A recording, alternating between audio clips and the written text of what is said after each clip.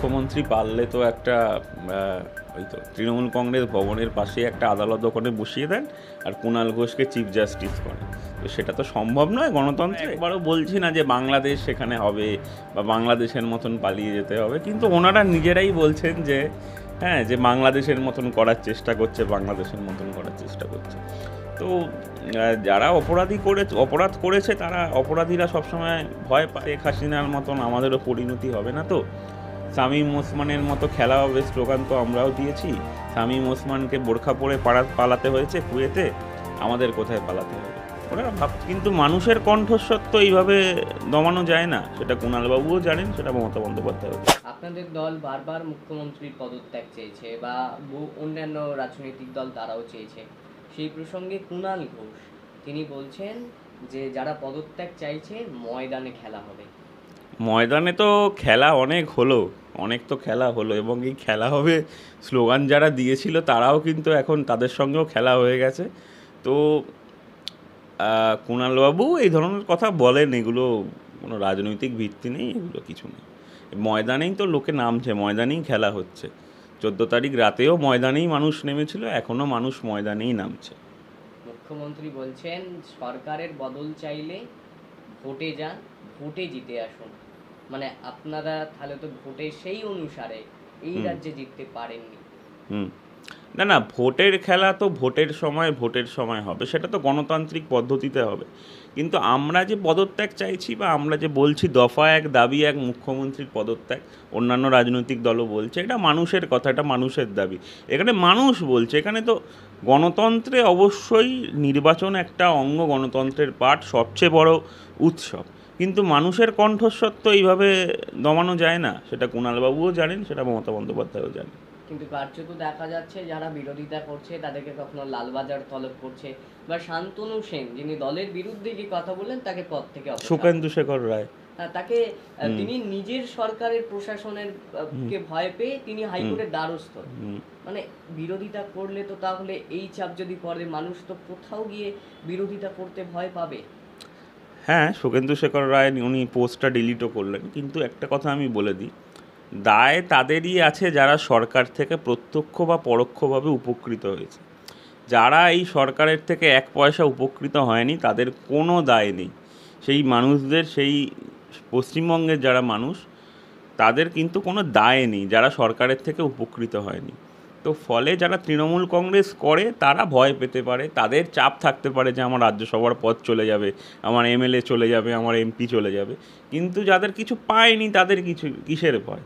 তারা ভয় পাবে না, তারা রাস্তায় নামছে এবং আগামী দিনে এই সরকারকে উৎখাত না করা পর্যন্ত তারা আন্দোলন করবে। কিন্তু লক্ষ্মীর ভাণ্ডার বন্ধের নিদান দিচ্ছেন এই রাজ্যের সরকার। তুমি দেখো না, সরকার যে ফ্রি বীজগুলো দেয় বা যে অনুদানগুলো দেয়, সেগুলো অনেকেই আস্তে আস্তে ফিরিয়ে দিচ্ছে। আমাদের বিশ্বাস মানুষ এবার বুঝবে। এবং এই লক্ষ্মীর ভাণ্ডার কিন্তু মানুষের ট্যাক্সের টাকা, এটা কিন্তু আলাদা করে কোনো থাইল্যান্ড বা মালয়েশিয়ার টাকা নয়, এটা মানুষ নিজেদের ট্যাক্স দিয়েছেন, তার বদলে সরকার দিচ্ছে। তো মানুষ বুঝতে পারছে যে লক্ষ্মীর ভাণ্ডার চাই না, লক্ষ্মীদের নিরাপত্তা চাই। এই যে বিভিন্ন পূজা কমিটি তারা কিন্তু টাকা ফেরাতে শুরু করেছে, যে যেখানে দেবীর সম্মান নেই, দেবীর শ্লীলতাহানি, সেখানে দেবীর আরেক দেবীর পূজা তারা কি করে করবে? একদমই, মানুষ এবার দুর্গাপুজোর জন্য নয়, এবারে তো বিচারের জন্য অপেক্ষা করছে এবং মানুষ চাইছে যে কবে বিচার আসবে। তো যে ধরনের পুজো কমিটি এই সিদ্ধান্ত নিচ্ছে তাদেরকে অনেক কুর্নিশ, তাদেরকে নতমস্তকে প্রণাম। তারা তাদের সাহস দেখাতে পেরেছে এবং আশা করি আস্তে আস্তে অনেকেই এগিয়ে আসছে। নির্যাতিতার মা কিন্তু সিবিআই এর উপরও আস্থা হারাচ্ছেন। কার্যত তিনি বলছেন এতদিন পার হয়ে গেল, আমার মেয়ে সেইভাবে কোনো এখনো বিচার পেল না। তাহলে সিবিআইও কোথাও গিয়ে কি তদন্ত প্রক্রিয়ায় মানে শ্লথ গতি হচ্ছে? নির্যাতিতার মায়ের যে এই যে যে ভাবনা, সেটা আসাটা খুব স্বাভাবিক। আজকে কারোর পরিবার, যাদের পরিবারের সাথে এই ধরনের ঘটনা ঘটুক, তারা এই ধরনের ভাবনা আসবে। কিন্তু এটাও বুঝতে হবে যে ক্রাইম সিন অনেকভাবে ভ্যান্ডালাইজড করার চেষ্টা করা হয়েছে, অনেক কিছু এভিডেন্স আমরা দেখতে পেয়েছি এদিক ওদিক করা হয়েছে। তো সময়টা দিতে হবে সিবিআইকে। আশা করা যায় যে আমরা কিছু পাবো, মানে আমরাও নিজেরাও সন্দিহান অবস্থায় রয়েছি। সিবিআই তো দেবে, কোর্টকে রিপোর্ট দেবে, কিন্তু আমরা সকলেই চাই যে বিচার তাড়াতাড়ি হোক। এখানে দেখো সিবিআই, কলকাতা পুলিশ, এই আকচা-আকচির মধ্যে যেতে চাইছি না, আমরা প্রত্যেকে বিচার চাইছি এবং এইটা চাইছি যে যারা এই ক্রাইমটাকে হওয়ার পর যেভাবে ভ্যান্ডালাইজড করলো বা যেভাবে এভিডেন্স নষ্ট করার চেষ্টা করলো তাদের নামটা উঠে আসুক, তারা শাস্তি পাক, এটাই সবাই চাইছে।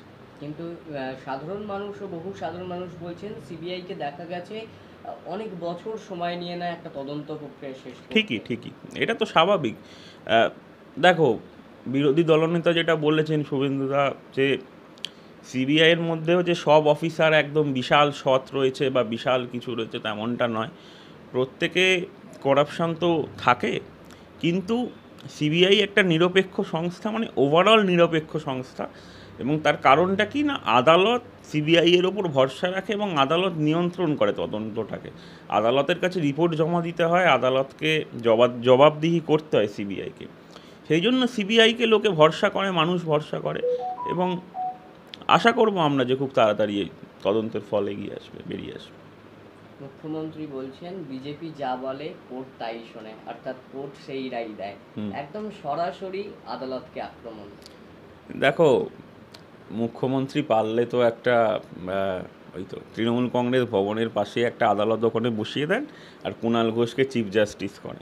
তো সেটা তো সম্ভব নয় গণতন্ত্রে, যদিও ওনারা অনেক এলএলবি বলেন যে করেছেন, যাই হোক, কিন্তু সেটা তো সম্ভব না, অন্তত ভারতবর্ষে সম্ভব নয়। বাংলাদেশ বা আফগানিস্তানে হলে কি হতো আমি বলতে পারবো না। তো স্বাভাবিকভাবে কোর্ট নিরপেক্ষ তদন্ত করবে, কোর্ট নিরপেক্ষ রায় দেবে, কোর্ট প্রমাণের ভিত্তিতে কথা বলবে। কোর্ট এখানে বিজেপি, সিপিআইএম, তৃণমূল কিচ্ছু দেখবে না, যে প্রমাণ দেবে তার ভিত্তিতে কথা বলবে। মমতা বন্দ্যোপাধ্যায় রাজনৈতিক অবস্থান থেকে কথা বলছেন, বাস্তবের কোনো মিল নেই এর সাথে। অভিজিৎ গঙ্গোপাধ্যায় আপনাদের দলের একজন সাংসদ, তিনি বলছেন মমতা বন্দ্যোপাধ্যায় একজন আসামি, সিবিআই এর উচিত তাকেও জেরা করা। অভিজিৎ বাবু কোন প্রেক্ষিতে কথাটা বলেছেন জানি না, তবে আরজিকর কাণ্ড নিয়ে অবশ্যই দেখুন, আরজিকর নিয়ে স্বাস্থ্যমন্ত্রীর তো দায় থাকেই। রাজ্যের স্বাস্থ্যমন্ত্রক যদি কোনো দুর্নীতিতে জড়িত থাকে বা কোনো রকম তাদের বিরুদ্ধে কোনো অভিযোগ আসে, অবশ্যই স্বাস্থ্যমন্ত্রীর দায় থাকে। সেই দিক থেকে শুভেন্দু অধিকারী মমতা বন্দ্যোপাধ্যায়কে ব্যাগ গোছানোর পরামর্শ দিচ্ছেন, কিন্তু আবার কল্যাণ বন্দ্যোপাধ্যায় তিনি বলছেন যে স্প্যানিশ গিটার বাজিয়ে বা গান গেয়ে বাংলাদেশের মতন করে মুখ্যমন্ত্রীকে তাড়ানো যাবে না। আচ্ছা, আমার একটা কথা বলো, সিঁদুরে মেঘ দেখছে তৃণমূল কংগ্রেস, ঠিক আছে, বারবার এই যে আন্দোলন হচ্ছে, আমরা একবারও বলছি না যে বাংলাদেশ সেখানে হবে বা বাংলাদেশের মতন পালিয়ে যেতে হবে, কিন্তু ওনারা নিজেরাই বলছেন যে হ্যাঁ, যে বাংলাদেশের মতন করার চেষ্টা করছে। তো যারা অপরাধ করেছে তারা, অপরাধীরা সবসময় ভয় পায়, সত্যকে ভয় পায়। আমি তো কলা খাইনি, একদমই তাই, ভয় পাচ্ছে, ওরা নিজেরাই ভয় পাচ্ছে। এবং মানুষ যেভাবে রাস্তায় নামছে তাতে এটাই মনের মধ্যে আশঙ্কা হচ্ছে যে শেখ হাসিনার মতন আমাদেরও পরিণতি হবে না। তো শামীম ওসমানের মতো খেলা হবে স্লোগান তো আমরাও দিয়েছি, শামীম ওসমানকে বোরখা পরে পালাতে হয়েছে কুয়েতে, আমাদের কোথায় পালাতে হবে, ওনারা ভাবছে সেটা। বহু মানুষ বলছেন যে 1946-এর যে গ্রেট ক্যালকাটা কিলিং, কে কত বড় সুরাবর্তী হবে তার লড়াই বর্তমানে চলছে তৃণমূলের অন্দরে। চলছে তো, আপনি দেখুন না, এই যে তৃণমূলের যারা মুখপাত্র যারা আছে তারা তো সবাইকে, মানে ক্যামেরা অফ হলে সবাইকে গালাগাল করে, সেটা আলাদা ব্যাপার, কিন্তু যখন ক্যামেরা চলে তখন কে কত তৃণমূল এবং কে কত, এখন আবার নতুন লড়াই হয়েছে, কে কত মমতাপন্থী, কে কত অভিষেকপন্থী, তো চলছে, আমরা তো দেখতে পাচ্ছি সেগুলো। সেই দিক থেকে থামিয়ে আপনাকে একটা কথা বলতেই হচ্ছে, ডায়মন্ড হারবারের বহু তৃণমূল নেতা অভিষেক বন্দ্যোপাধ্যায়কে প্রশাসনের মুখ করতে চাইছেন। হ্যাঁ, আমি দেখলাম, কালকেই ফেসবুক পোস্ট দেখলাম যে অনেকেই লিখছেন যে সেনাপতির এবার আসা দরকার, হাল ধরা দরকার, মানে আদি নব্য দ্বন্দ্ব। ওরা বলতে পারবে ওদের পলিটিক্যাল কি রয়েছে, তবে আমার যেটা মনে হয় যে কেউ হয়তো ক্ষমতায় যার আসার কথা ছিল সে এক্ষুনি চাইছে, সেই জন্য এটা হচ্ছে। কাকে উদ্দেশ্য করে বললেন? আমি দেখো, নাম আমি বলতেই পারি, সবাই জানে কাকে উদ্দেশ্য করে বলছি। চাইছে তারা যে এক্ষুনি ক্ষমতাটা পাক, পিসি চলে গিয়ে পাক। আমরা জানি না আমরা মহারাষ্ট্র দেখতে পাবো কিনা, আমরা আন্ধ্রপ্রদেশ দেখতে পাবো কিনা। অরিজিৎ সিং একজন বিখ্যাত গায়ক, তিনি যখন গান গাইছেন এই কাণ্ড নিয়ে, তখন কার্যত তাকে কুণাল ঘোষ পোস্ট করে লিখছেন যে কই তাকে তো দেখা যায় না মানে উন্নাও হাতরাস কাণ্ডে গান গাইতে। তাহলে অরিজিৎ সিংকেও কি সেই একটা রং লাগিয়ে দেওয়ার চেষ্টা? হ্যাঁ, দেখো কুণাল ঘোষের বা অন্যান্য কারোর ইভেন আমাদের কারোরও কোনো যোগ্যতা নেই অরিজিৎ সিং যে ধরনের শিল্পী এবং যে জায়গায় উনি নিজেকে প্রতিষ্ঠিত করেছেন তার নিজের শিল্পের দ্বারা, নিজের পরিশ্রমের দ্বারা, তাকে সমালোচনা না করার আমাদের কোনো রাইট নেই। কুণাল ঘোষের কথা কি বলবো, ওনার কথা ছেড়ে দাও, ও বলে লাভ নেই। তবে অরিজিৎ সিং যে গানটি গেয়েছেন আর কবে, তা মানুষের মন ছুঁয়ে গেছে এবং মানুষের হৃদয়কে টাচ করেছে এই গানটা। আপনি একটা রাজনৈতিক দলের কর্মী, সেই দিক থেকে একটা প্রশ্ন করতে হচ্ছে যে আরজিকর কাণ্ড নিয়ে বা আরজিকর কাণ্ডের যে ঘোলা জলে কার্যত কি রাজনৈতিক দলগুলি মাছ ধরতে নেমেছে তাদের স্বার্থে? দেখো, রাজনৈতিক দলগুলো মাছ ধরার কোনো বিষয় নয়, কারণ আন্দোলনটা কিন্তু এখনও যারা, তুমি যদি দেখো খুব ভালো করে, যে যেখানে অ্যাপলিটিক্যাল আন্দোলন হচ্ছে, যেখানে পতাকা ছাড়া আন্দোলন হচ্ছে, সেখানে মানুষ অনেক বেশি পার্টিসিপেট করছে। সেটা অন্যান্য রাজনৈতিক দলের পতাকা নিয়ে যখন আন্দোলন হচ্ছে তখন পার্টিসিপেশনটা কম, এটা নিয়ে কোনো তর্ক নেই, কিচ্ছু নেই। আমি যে স্কুলে পড়েছি স্কটিশ চার্চ থেকে, সেখান থেকে মিছিল বেরিয়েছে পতাকা ছাড়া, সেখানে শয়ে শয়ে মানুষ হেঁটেছে, প্রত্যেকটা স্কুল কলেজ থেকে কিন্তু মানুষেরা বেরিয়েছে। এখানে আন্দোলনের মূল রাশ কিন্তু অ্যাপলিটিক্যালি আছে এখানে, কারণ রাজনৈতিক দল, বিশেষ করে কোনো রাজনৈতিক দল কোনো ফায়দা তুলতে পারেনি এবং তারা ঘোলা ধরলে মাছ ধরার কোনো প্রশ্নই আসছে না, কারণ তাদেরকে অ্যালাউই করেনি মানুষ। মানুষের মতন আন্দোলন করছে, রাজনৈতিক দলের মতন তাদের নিজেদের এজেন্ডা নিয়ে প্রচার করছে এবং বিভিন্ন আইনি দিক প্রোটেকশন দেওয়া বা তাদেরকে কোনো কেস হলে সেগুলো লড়াই করা, সেগুলো করছে বিভিন্ন দলের মতন করে। এই প্রসঙ্গে একটা লাইন বলতে হচ্ছে, পথিক তুমি কি পথ হারাইয়াছ, সেই পরিস্থিতি কি বাংলায়? বাংলার পথ অনেক দিন আগেই হারিয়ে গেছে, এবার দেখা যাক আমরা ডেস্টিনেশনে পৌঁছতে পারি কিনা। বিভিন্ন আইনজীবী তারা বলছেন যে একসময় মমতা বন্দ্যোপাধ্যায় নিজেকে সততার প্রতীক বলতেন, সেই সততার প্রতীক আজ কোথায়? সততার প্রতীক এখন দুর্নীতির প্রতীক হয়ে গেছে, সততা কিছুই নেই, মানে পুরোপুরি এখন চারিদিকে দুর্নীতি, যেখানেই তাকাবে সেখানেই দুর্নীতি। আদালতের নির্দেশে যে সিবিআই তদন্ত চলছে মুখ্যমন্ত্রী বলছেন, তাহলে সেই দিক থেকে কেন বারে বারে কখনো নবান্ন অভিযান, কখনো লালবাজার অভিযান করা হচ্ছে? বলতে চাইছেন যে জোরপূর্বক বিজেপি ক্ষমতা দখলের চেষ্টা করছে। বিজেপি ক্ষমতা দখলের চেষ্টা একেবারেই করছে না, বিজেপি মানুষের কথা বলছে, মানুষ যেটা চাইছে বিজেপি সেটা করছে। চুপচাপ বসে থেকে বাড়িতে বসে থাকার জন্য তো রাজনৈতিক দল তৈরি হয়নি। রাজনৈতিক দলের নির্দিষ্ট রাজনৈতিক ইতিহাস রয়েছে, লড়াই সংগ্রামের ইতিহাস রয়েছে। মমতা ব্যানার্জি সেটা ভালো করে জানেন যে বিরোধী দলের কি ভূমিকা। উনি বিরোধী দলকে ভয় পাচ্ছেন, কারণ উনিও একসময় বিরোধী ছিলেন, উনি জানেন বিরোধিতা কিভাবে করতে হয় এবং বিজেপি সঠিক পথেই হাঁটছে। সেই জন্য উনি ভীত হয়ে, সন্ত্রস্ত হয়ে এই ধরনের কথা বলছেন। একসময় মুখ্যমন্ত্রীকেও দেখা গিয়েছিল ধর্মঘট ডাকতে, আজ তিনি তার বিরোধিতা। হ্যাঁ, কারণ তখন তিনি বিরোধী ছিলেন, এখন তিনি শাসক, তাই বিরোধিতা করছেন। মানে এটা কি শুধুমাত্র কুর্সি দখলের লড়াই চলছে এখনো পর্যন্ত? তৃণমূলের ক্ষেত্রে তো তাই, তৃণমূলের যেটা এজেন্ডা ছিল বামকে সরাতে পেরেছে। তারপরে তাদের কাছে কোনো ভিশন ছিল না, তাদের কাছে কোনো আইডিয়া ছিল না যে কিভাবে পশ্চিমবঙ্গকে এগিয়ে নিয়ে যাওয়া যায়। সেই জন্য আমরা এগোতে পারিনি, পশ্চিমবঙ্গ ওখানেই থমকে গেছে, একটাও শিল্প আসেনি, কিছুই হয়নি। কার্যত তাহলে এগিয়ে যাওয়ার বদলে বেশ কিছুটা বছর পিছিয়ে গেল পশ্চিমবঙ্গ। দেখো, এগোনো পেছনো এগুলো তো পরের কথা, কিন্তু মেন যে এজেন্ডা ছিল সিপিএমের 34 বছরের যে বাম জমানা, যে একটা মিথ হয়ে গেছিল যে সরানো যাবে না, সেটাকে সরানো এবং সেটাকে সরিয়ে দিয়েছে। এবং তারপরে কি, হোয়াট নেক্সট, সেইখানে এগোতে পারেনি পশ্চিমবঙ্গ, সেইখানে থমকে গেছে এবং সময়ের সঙ্গে সঙ্গে অনেকটা পিছিয়েও গেছে, কারণ নতুন করে কোনো শিল্প আসেনি।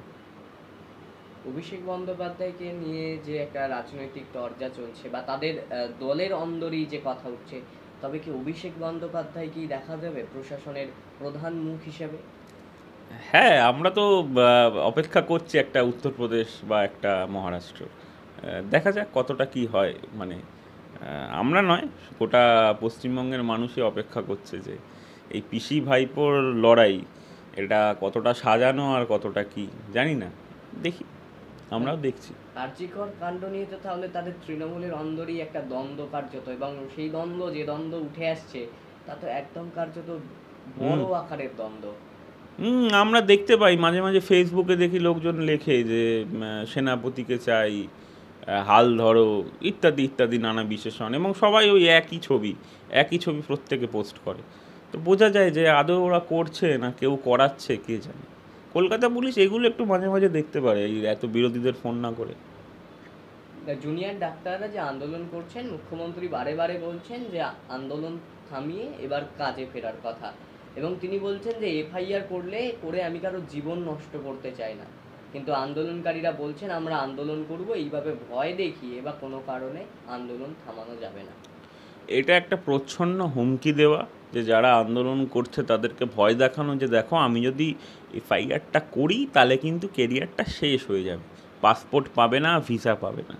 এটা এক ধরনের প্রচ্ছন্ন হুমকি, এবং আমার মনে হয় না যে যারা ডাক্তার রয়েছে যারা আন্দোলন করছে তাদের শিরদাঁড়াটা এতটাই নুয়ে পড়া যে সামান্য একটা ধমকিতে তারা ভয় পেয়ে যাবে। এগুলো কিছু নয়, এগুলো বলে আরও তাদের জেদ, তাদের যে লড়াই, অদম্য ইচ্ছাশক্তি, সেটাকে বাড়িয়ে দিচ্ছে।